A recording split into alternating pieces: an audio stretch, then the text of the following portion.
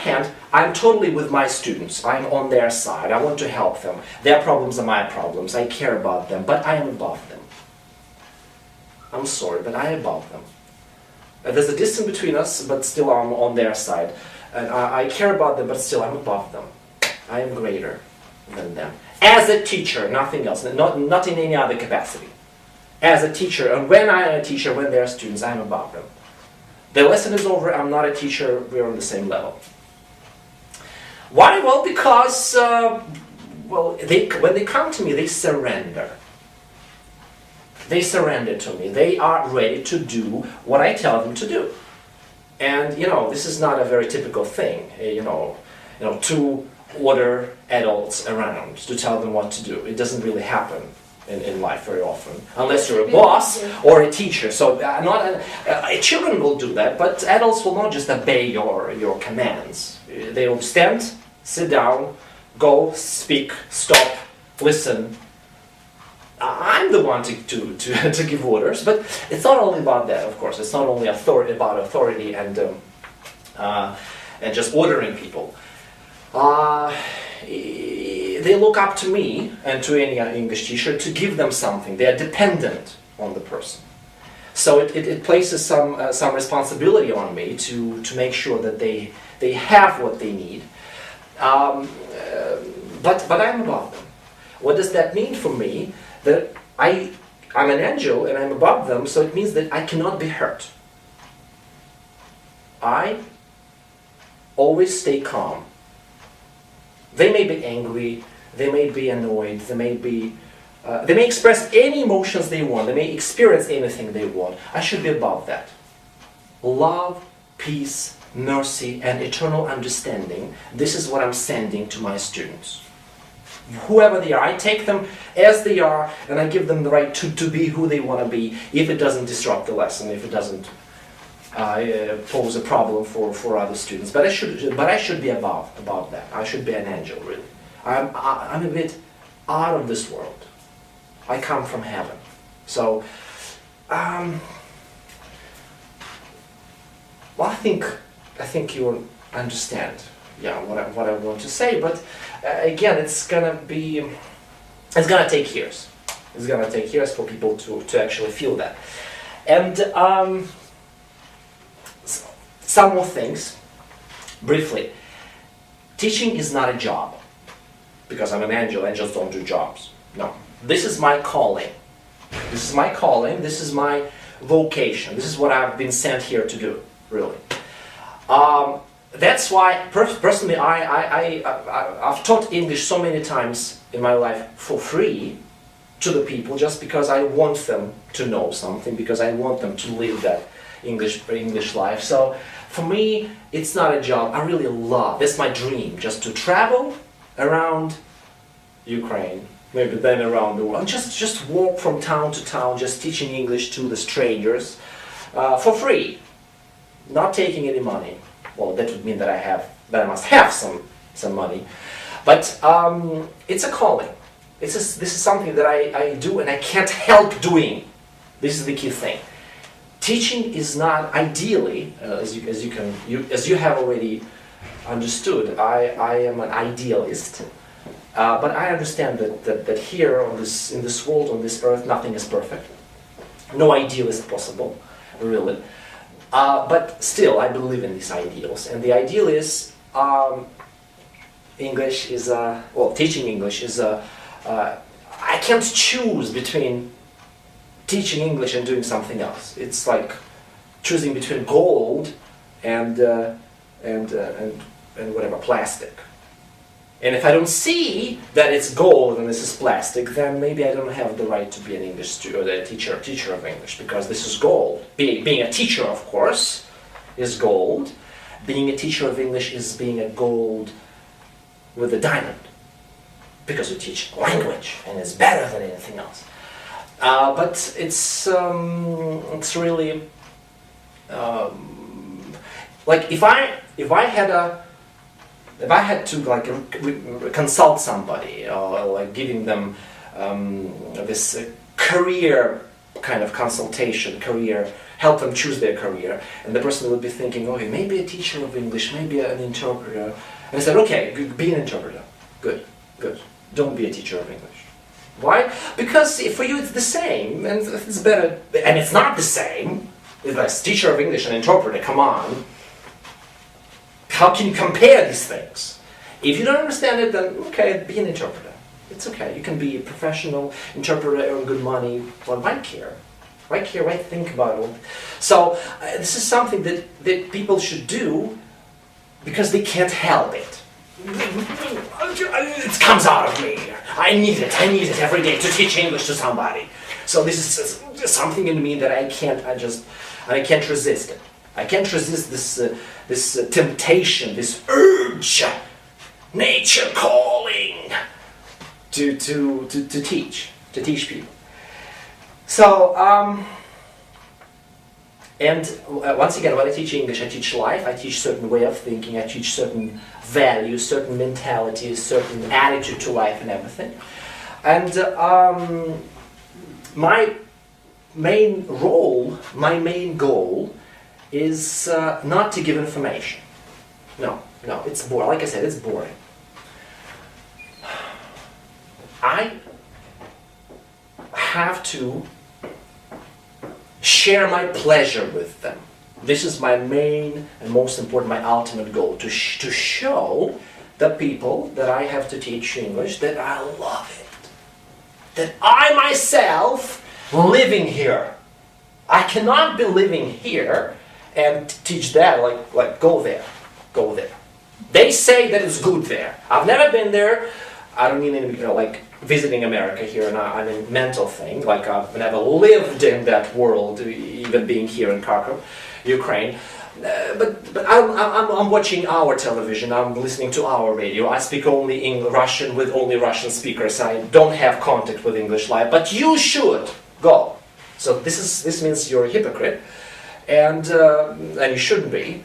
And you should just show people that you are doing it already, and you love it.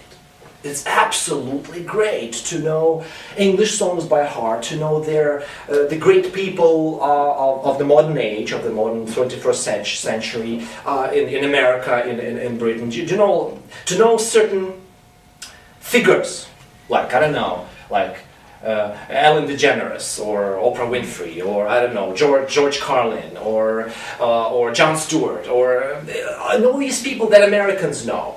I know them because, well, I live in that world. For me, their news is my news.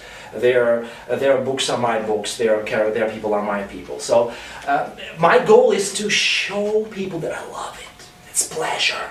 It's super, and I want them to get infected. I want this pleasure of mine to be contagious, and I want them to fall in love with it and follow my example. Of course, I have to be a role model, but not only in terms of my speech or certain knowledge or correctness or things like the sound. No, the role model in terms of mentality, in terms of attitude to these things, not just, I'm a walking dictionary. And no, it's okay, you should be a walking dictionary, and it's impossible to be a great teacher without being a walking dictionary, but it's not the most important thing. Definitely. And for me to be a teacher, I have to have certain qualities. And quality number one is I should be hungry. Hunger. This is something that makes that makes the difference, really. It sets the difference between just a teacher of English and a person who's doing the job, maybe well, even, but a teacher who just really is super, is a star. Hunger. Nothing is enough for me. I want more. Usually people express the same ideas in a less poetic way. Just develop. Continue studying English even though you're teaching it. Never stop learning. Always progress. Always improve. Yeah, I could have said it this way, but for me, it's not the action that matters, it's the state. Everything in life should be, every action. Life is action, always. because there is no action, there is no life. I totally agree with it. But unfortunately, and this is something I'm going to repeat several times during our series, unfortunately, we are sinful by nature, and being sinful means ability to perform an action without any spiritual or inner content, without any foundation. Like action for the sake of action, like kissing without meaning it, or saying I love you without meaning it, or giving a present without meaning it. So we can't do things without meaning it, without experiencing it inside. Same can happen in studying and teaching in any area of life. So that's why action is important, but there is something more important than that. That's why I talk about hunger. Develop, yes, but it's boring. Being hungry. That's what inspires me, that to always be hungry, to always yearn and long for more, and be the best student in class. This is something that makes you a teacher. Not the fact that you know English. No, it's important, but you can be intermediate and teach elementaries and be a great teacher. Not the fact that you know how to teach. No, you don't have to. You don't have to know this. Knowing methodology doesn't make you a teacher. What does make you a teacher is that the fact that you are hungry. That you want something. Unfortunately, very often I find myself being the only person in the class who wants something. And this is the destiny we all have to share. We as angels will not be accepted. I mean, always, not all the time. There will be some people who will see the light and they will become our friends and we will teach them a lot. But there will be those who will not care because they will be cold. And our challenge is not to experience any anger towards people who just don't need the things that we want to tell them. But anyway, being hungry and wanting to develop and being the best student, like I said, being the best student in class is something that makes me a teacher. If I stop learning, I stop teaching, even though my body can continue doing something. But if I'm not progressing, if I'm not the best student, if I'm not doing it myself, I'm dead. That's it. Just the body, I don't know, the spiritual inner heart, the center of my personality, maybe, no, that's not what I want to say. Never mind. So it's possible to do things without meaning it, even in teaching. That's why make sure that there's fire in you and it burns and you are better than them. Make sure that you are better than them. That you want it. You're learning it. I've learned present perfect. I've learned it. Every time I taught it, I learned it. Like, I don't know, hundreds of times. I have learned present perfect in my life hundreds of times. And because of this, because of the fact that every time I teach it, I learn it, every time I explain it, it's a new way. It's a new way. And I managed to find new shades, new sides to present perfect every time I teach. I have known it for 20 years. I've been teaching it for a long time. But still, I know it. It feels like I know it perfectly. But when I start explaining it to the students in a new way, and I want it to be new, because I want to learn something myself. If I explain it the same way I did yesterday, then it's boring and I will not learn anything. So I explain it in a new way, and I find new things about it. Oh my God, it's true. Revelation. I didn't think of it. Because I'm hungry, because I want to do new things, and this is something that gives me the right to teach. Because this is your license for teaching. I may not know English very well, I may not be experienced, but I care about learning. That's why I can be a good example for you, and I can show you how to learn. This is one of the best ways to teach. You don't need methodology. No, it all sucks. It all sucks. All these ways, all these teaching seminars, everything sucks. These are the most important things that I've just told you and that I'm gonna tell you. Caring about learning, caring about them learning. That's actually second thing that makes you a teacher. If you want them to know, you're a teacher. If you're ready to stop at nothing, to walk over corpses and dead bodies of the people who don't want to study, and for you to reach those who do, then you're a teacher. You will stop at nothing. I will do anything it takes, but you will know.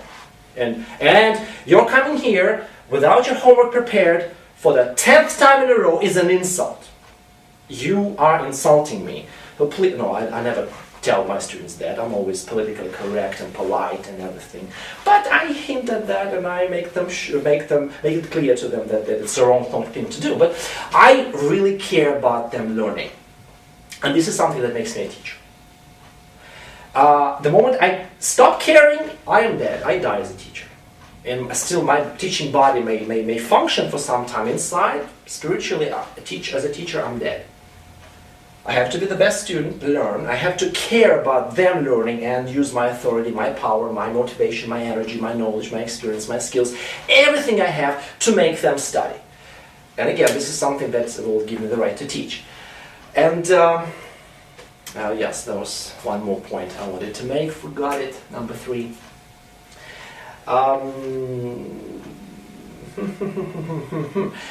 And the fact that I know English, or a little bit at least, or that I can. This is the point. Okay, that I don't need methodology, because when I have these two things, I'm learning myself. I'm making sure they learn. All I have to do is just make sure that they go my way. That they study English the way I studied that. If I have certain things in my experience that they can do, that they can implement, then I don't need anything. Only just, guys, look, this is the road I've traveled, and look, this is the result. And I really want you to travel that road, maybe with some alterations, maybe with some corrections, but do like I did. And I promise, I guarantee you that sooner or later you'll get to where I am now. And all methodology, this thought, this statement goes to hell. Really, it's not important, because there are hundreds of ways to learn a language. There are so many ways. I've heard about people studying English in crazy ways. Absolutely, like there is no. It was like boring, stupid, the same thing, dull. But they learned it. They could speak. And I've heard stories of people paying money to wonderful teachers in wonderful organizations, schools and everything. They use modern technologies, modern communicative approach, everything modern, no result, or very, very little result. So these things don't work. Methodology is not the most important thing. It's about me, as a teacher, inspiring my students to make an effort and constantly for over a period of time, and do something, learn, focus my mind,